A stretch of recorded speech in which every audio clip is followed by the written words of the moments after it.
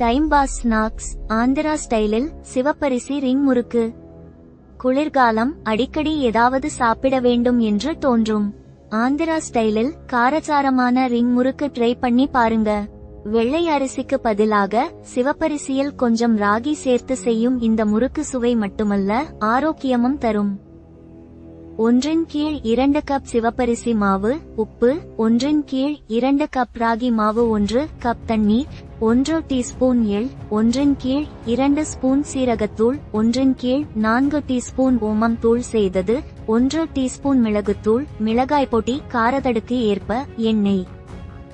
ஒரு பாத்திரத்தில் தண்ணீரை சூடாக்கி ஒரு கொதி நிலைக்கு கொண்டு வாருங்கள்.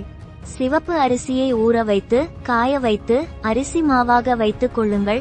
கொதிக்கும் நீரில் அரிசி மாவு மற்றும் கேழ்வரகு, உப்பு சேர்க்கவும்.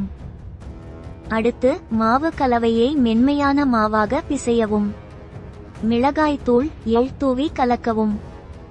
எண்ணெயை சூடாக்கவும். மாவை வட்ட வடிவில் சிறு உருண்டைகளாக பிரிக்கவும். எண்ணெய் சூடாகும் போது ரிங் வடிவத்தில் மாவை பொரிக்க தயாராக்கவும். முறுக்கு வளையங்களை எண்ணெயில் போட்டு செய்து பொன்னிறமாகும் வரை வறுக்கவும். அதிகப்படியான எண்ணெயை நீக்கி காற்று புகாத டப்பாவில் வைத்தால் பல வாரங்கள் கெடாமல் இருக்கும்.